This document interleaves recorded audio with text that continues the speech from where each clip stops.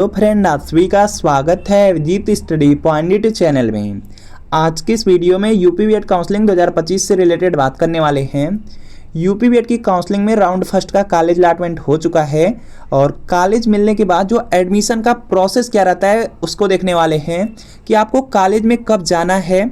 और बहुत सारे छात्रों की अभी रिमेनिंग फीस बची हुई है, तो फीस को आपको यहाँ पे कब तक जमा करना है और फीस जमा करके कॉलेज में कब तक आपको रिपोर्ट करना है।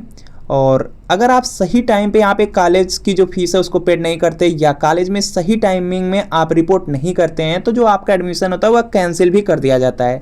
तो इस पर भी बात करने वाले हैं। बहुत सारे ऐसे छात्र हैं जिनको कोई कॉलेज अलॉट नहीं हुआ है, तो उनका जो 5,000 रुपया है वह कब तक वापस होगा और वह छात्र कैसे एडमिशन ले सकते हैं, इस पर भी बात करने वाले हैं। इसके अलावा चाहे आपको गवर्नमेंट कॉलेज मिला हो या प्राइवेट कॉलेज मिला हो, एडमिशन में देखेंगे 20 डॉक्यूमेंट आपके लगने वाले हैं लगभग। तो यह कौन कौन से 20 डॉक्यूमेंट है जो आपको जल्दी से बनवा करके कॉलेज में रिपोर्ट करा के एडमिशन कराना है, उस पर भी बात करने वाले हैं।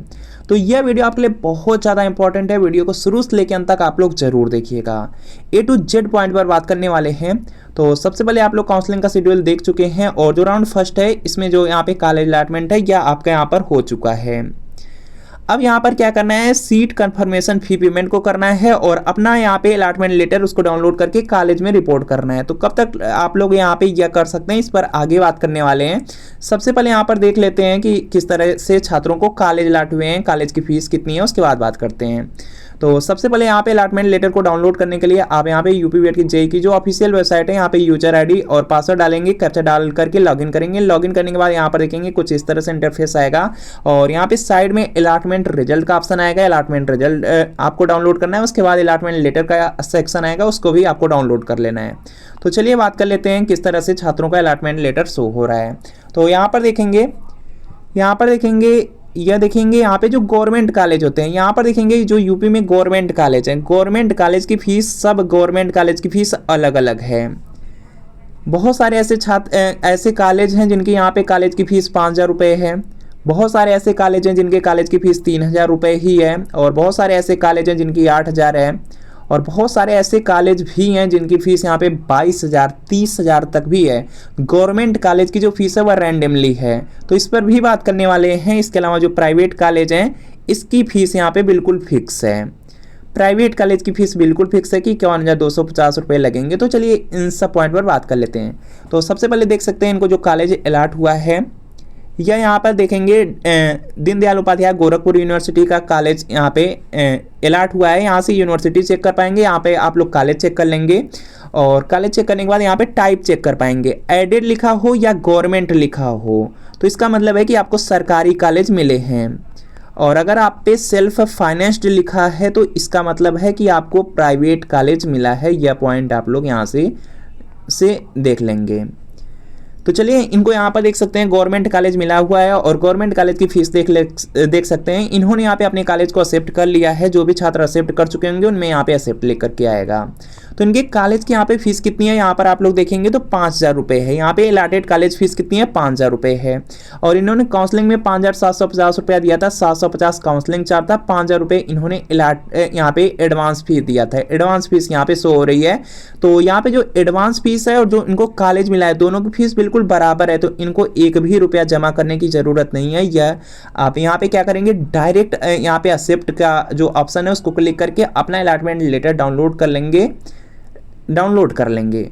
अब देखेंगे बहुत सारे ऐसे छात्र जिनके कॉलेज की यहाँ पे फीस ज़्यादा है, जैसे यहाँ पर देख सकते हैं इनको यहाँ पे छत्रपति साहूजी महाराज यूनिवर्सिटी कानपुर का कॉलेज मिला है और यह भी देखेंगे एडेड लिखा है। एडेड का मतलब सरकारी कॉलेज मिला है और इन्होंने भी यहाँ पे सीट एक्सेप्ट कर लिया है और इनके जो कॉलेज की फीस है 12,700 रुपये है।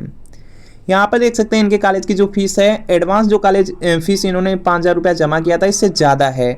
तो इन्हें क्या करना होगा कि 7,700 रुपये ऑनलाइन इनको जमा करना पड़ा।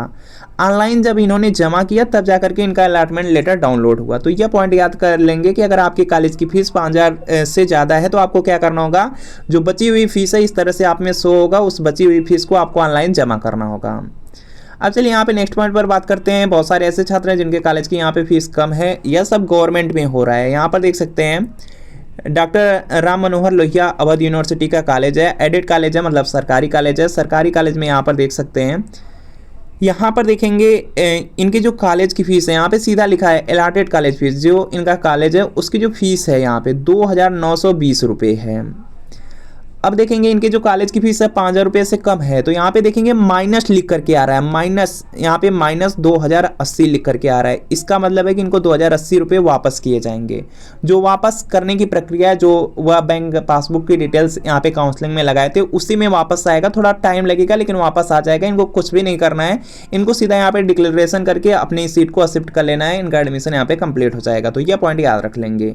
तो इस तरह से है, तो आप लोग समझ चुके होंगे। बाकी यहाँ पर बात कर लेते हैं यहाँ पे प्राइवेट कॉलेज वालों से भी यहाँ पे बात कर लेते हैं कि प्राइवेट कॉलेज में क्या शो हो रहा है। तो प्राइवेट कॉलेज देख सकते हैं, जैसे इनको महाराजा सुहेलदेव यूनिवर्सिटी आजमगढ़ का कॉलेज मिला है। कॉलेज का नाम देख पाएंगे, यहाँ पे सेल्फ फाइनेंस्ड लिखा गया है। सेल्फ फाइनेंस्ड का मतलब है कि प्राइवेट कॉलेज मिला है, और प्राइवेट कॉलेज मिला है। इनके कॉलेज की जो फीस है यहाँ पर आप लोग देख सकते हैं, प्राइवेट कॉलेज की फीस सीधा सीधा लिख दिया गया 51,250 रुपये। इनको यहाँ पे क्या है, कॉलेज की फीस है। इन्होंने 5,000 रुपये एडवांस पहले ही जमा कर दिया था, तो इनको 46,250 रुपये की ऑनलाइन पेमेंट करना है। यहाँ पे कोई भी ऑफलाइन पेमेंट नहीं होती है। कहीं से भी किसी भी कैफे से करवाना होगा, पूरा 46,250 रुपये उस कैफे को देंगे तब जा करके वहाँ से होता है। तो यहाँ पर देख सकते हैं 46,250 रुपये इनको ऑनलाइन जमा करना है। कई माध्यम मिल जाते हैं, तो इनको यहाँ पे जमा करना होगा, तब जा करके इनका जो अलॉटमेंट लेटर होगा वह डाउनलोड होगा। तो अलॉटमेंट लेटर सबसे ज़्यादा इंपॉर्टेंट होता है। अलॉटमेंट लेटर जब यहाँ पर आप एक्सेप्ट करते हैं, एक्सेप्ट करने के बाद जो अलॉटमेंट लेटर मिलता है वही इंपॉर्टेंट होता है। तो अलॉटमेंट लेटर आप लोग टाइमली जरूर यहाँ पे डाउनलोड कर लीजिएगा और एक्सेप्ट जरूर कर लीजिएगा। जिनको एडमिशन लेना है वही छात्र यहाँ पे एक्सेप्ट करेंगे। जिनको एडमिशन नहीं लेना है या कॉलेज पसंद नहीं आ रहा है वो एक्सेप्ट बिल्कुल ना करें, नहीं तो बाद में आगे चल के प्रॉब्लम आती है। तो यहाँ पे क्या करना है, जिनको कॉलेज चाहिए और कॉलेज मिल चुका है वही एक्सेप्ट कर लेंगे। एक्सेप्ट करके अलॉटमेंट लेटर आप लोग डाउनलोड जरूर कर लीजिए। चलिए बात कर लेते हैं, बहुत सारे ऐसे छात्र हैं जिनको कोई कॉलेज अलॉट नहीं हुआ है। जैसे यहाँ पर देख सकते हैं अलॉटमेंट रिजल्ट में देखेंगे तो इनको कोई कॉलेज अलॉट नहीं हो पाया है। तो यहाँ पे लिखा है कि यहाँ पे dear candidate you are not allotted seat as per your preference. इसका मतलब है कि इन्होंने जो प्रेफरेंस दिया था उस प्रेफरेंस के अकॉर्डिंग इनको कॉलेज यहाँ पे नहीं मिल पाया। तो यहाँ उनमें इस तरह से शो होगा, इसका मतलब है इनको कोई कॉलेज अलॉट नहीं हुआ है, तो इनका 5,000 रुपया वापस होगा। चलिए बात कर लेते हैं कि 5,000 रुपया वापस कब तक आ जाता है। तो बिल्कुल आपको लाइव दिखा देते हैं। यह देखेंगे 2024 में यहाँ पे काउंसलिंग कराई गई थी। यह देखेंगे जो सेशन चल रहा है 2025 वाला चल रहा है। यह देखेंगे 2024 का सेशन था। उसमें देखेंगे जो फीस यहाँ पे रिफंड हुई है 29 जनवरी 2025 को रिफंड हुई है। यहाँ पर आप देख पाएंगे 5,000 रुपया रिफंड हुआ है, और यहाँ पर देखेंगे फीस रिफंड भी लिखा गया है यूपी बीएड जेई 2024 का।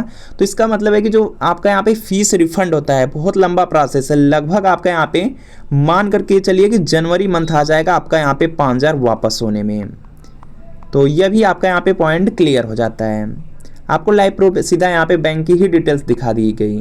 चलिए बात करते हैं यहाँ पे जो भी छात्रों को यहाँ पे राउंड फर्स्ट में कॉलेज अलॉट हुए हैं, कॉलेज में कब तक जाना है, बाकी यहाँ पे क्या प्रोसेस है। तो सीट अलॉटमेंट आपका यहाँ पे हो चुका है। सीट अलॉटमेंट के बाद जो आप अपनी फीस को पेड कर सकते हैं, यहाँ पे देखेंगे आपको टाइमिंग दिया गया है।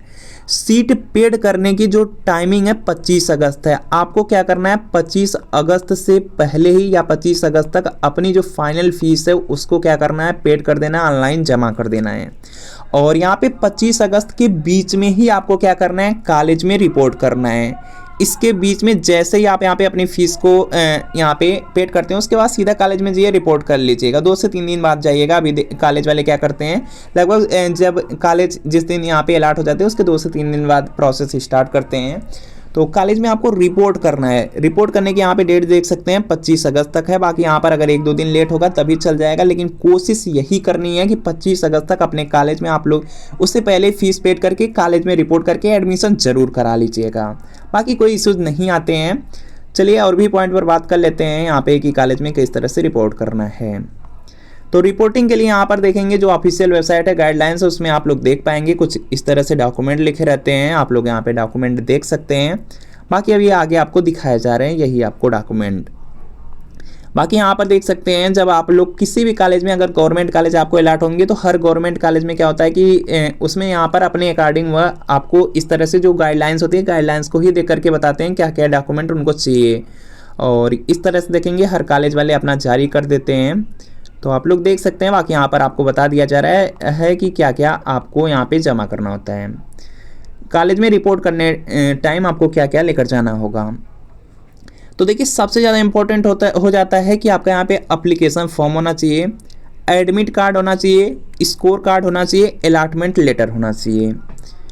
यह देखेंगे 4 चीज़ें हैं। जब भी यह सब डॉक्यूमेंट लेकर जाइए तो 2-2 सेट में लेकर जाइए, 2-2 कापी आपको लेकर जाना होगा। तो यह पॉइंट आप लोग याद रख लेंगे। 4 चीज़ें यहाँ से हो गई, इसको आप लोग लेकर जाएंगे। उसके बाद देखेंगे यहाँ पे हो जा रहा है हाई स्कूल की मार्कशीट और इंटरमीडिएट की मार्कशीट। हाई स्कूल इंटरमीडिएट की मार्कशीट की 2 कॉपी करा लीजिएगा और जो ओरिजिनल होगा उसको भी लेकर जाइएगा। ओरिजिनल बस देखने के लिए लेते हैं, वेरिफिकेशन के लिए लेते हैं। तो यह पॉइंट आप लोग याद रख लेंगे। बाकी यहाँ पे ग्रेजुएशन की मार्कशीट है। ग्रेजुएशन की मार्कशीट अगर आपको मिल चुकी है तो ग्रेजुएशन की मार्कशीट भी आप ले जाएंगे। अगर नहीं मिली है तो इंटरनेट वाली कॉपी आपको लेकर जाना होगा। और इसके अलावा यहाँ पर अगर ग्रेजुएशन की डिग्री मिल चुकी है तो डिग्री भी आपको लेकर जाना है। अगर डिग्री नहीं मिली है तो इसको आप लोग ऑनलाइन या ऑफलाइन यहाँ पे निकलवा सकते हैं। और जो आपकी डिग्री होती है इसको आप बाद में भी जमा कर सकते हैं, समय मिलता है, कोई इश्यूज आपको नहीं आने वाले हैं, एडमिशन हो जाएगा। जो सिंपल डॉक्यूमेंट है उसको भी लेकर जाएंगे तो एडमिशन वो कर लेंगे, आपको टाइम देंगे, कोई दिक्कत नहीं होने वाली है। बाकी जो डॉक्यूमेंट बताए जा रहे हैं यह डॉक्यूमेंट आप जल्द से जल्द तैयार करा लीजिए। इसके बाद देखिए आपका आ जाता है आधार कार्ड। आधार कार्ड लगभग सबके पास हैं। और बाकी यहाँ पे 4 से 5 फोटो अपने पास जरूर रखिए, क्योंकि वहाँ पे एडमिशन फॉर्म मिलता है। उस एडमिशन फॉर्म में 1 से 2 फोटो आपको लगा करके वहाँ पे सबमिट करनी होती हैं। तो यहाँ पे देखेंगे इसके अलावा जात प्रमाण पत्र, निवास प्रमाण पत्र, अगर आप यूपी से हैं तो यह भी आपको ओरिजिनल लेके जाने हैं। और इसकी जो 2 कॉपी होगी वह दिखाने के लिए आपको लेकर जाना होगा। यहाँ पे ओरिजिनल लेकर जाना होगा, बाकी 2 कॉपी जमा करनी होंगी।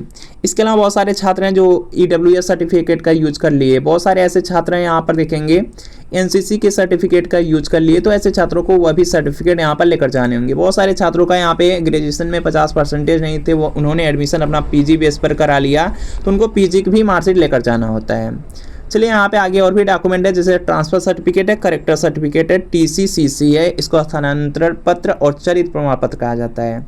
तो इसकी भी ज़रूरत होती है, या आप यहाँ पे ग्रेजुएशन जिस भी कॉलेज से किए हैं उसी कॉलेज से बनता है, तो इसको आपको बनवा लेना है। अगर आपका PG हो चुका है तो PG बेस का भी लेकर जा सकते हैं, कोई इशूज नहीं आने वाले हैं। इसको भी जल्द से जल्द बनवा लीजिए। अगर नहीं बन पाता है तो यहाँ पे थोड़ा टाइम कॉलेज वाले देंगे, लेकिन कोशिश करिए कि टाइमली आप लोग बनवा करके जमा कर दीजिए, कोई इशूज नहीं आएंगे। बाकी माइग्रेशन सर्टिफिकेट है, इसको बाद में आप जमा कर सकते हैं, कोई दिक्कत नहीं आने वाली है। जो माइग्रेशन सर्टिफिकेट होता है, जैसे आपकी यूनिवर्सिटी चेंज हो रही है, जैसे आपने DDO में यहाँ पे पहले पढ़ रखा है, अब किसी दूसरी यूनिवर्सिटी में जा रहे हैं, जैसे वीर बहादुर सिंह पूर्वांचल यूनिवर्सिटी में जा रहे हैं। अगर आपका जो ग्रेजुएशन है, ग्रेजुएशन में BA BSc है और यहाँ पे आप B.Ed करने जा रहे हैं, अगर दोनों की यूनिवर्सिटी चेंज हो जा रही है तब माइग्रेशन लगता है, अदरवाइज यहाँ पे माइग्रेशन नहीं लगता है अगर सेम यूनिवर्सिटी है। तो आप लोग समझ चुके होंगे। बाकी ये जो डॉक्यूमेंट बताए जा रहे हैं जल्द से जल्द तैयार करिए, उसके बाद जाकर के कॉलेज में रिपोर्ट कर लीजिएगा। बाकी यहाँ पर देख सकते हैं कार्यालय मुख्य चिकित्सा अधिकारी है, स्वास्थ्य प्रमाण पत्र है। यहाँ पे जो गवर्नमेंट कॉलेज होते हैं, बहुत सारे ऐसे गवर्नमेंट कॉलेज हैं जो आपसे यहाँ पे स्वास्थ्य प्रमाण पत्र भी मांगते हैं। तो स्वास्थ्य प्रमाण पत्र अपने नज़दीकी किसी भी यहाँ पे चिकित्सा अधिकारी से आप लोग बनवा सकते हैं, किसी भी हॉस्पिटल से आप बनवा सकते हैं, कोई इशू नहीं आते हैं, बिल्कुल आसानी से बन जाते हैं। तो आप लोग इसको भी बनवा लीजिएगा। बाकी इसके अलावा यहाँ पर देखेंगे एक पॉइंट और है, जैसे इसमें शपथ पत्र, जो गवर्नमेंट कॉलेज होते हैं वह शपथ पत्र मांगते हैं। तो शपथ पत्र आपको यहाँ पे कॉलेज वाले सब कुछ लेकर के देते हैं, उसी को बनवाना रहता है, तो उसको बनवा सकते हैं। बाकी यहाँ पे या कॉलेज पे डिपेंड करेगा कि कौन से कॉलेज ले रहे हैं शपथ, कौन से नहीं ले रहे हैं। तो यह सब आपको कॉलेज में ही पता चलेगा। बाकी देख लीजिए इसमें क्या प्रोसेस रहता है। अब देखिए आपको क्या करना है, सीधा देखिए आपको अब कॉलेज अलॉटमेंट हो चुका है, अब आपको क्या करना है, कॉलेज में रिपोर्ट करना है। अब रिपोर्ट कैसे करना है, रिपोर्ट करने के लिए आपको क्या करना है, कम से कम 1-2 दिन के बाद आप लोग जाइएगा आराम से। यहाँ पे 10 दिन का टाइम है तो आराम से जाइएगा, कोई दिक्कत नहीं होती है। और कॉलेज में रिपोर्ट करने जाएंगे तो इसमें देखेंगे 2 टाइप के कॉलेज आ जाते हैं। कुछ कॉलेज होते हैं जब आप रिपोर्ट करने जाएंगे उसी समय सब डॉक्यूमेंट लेकर के आपका एडमिशन कर लेंगे।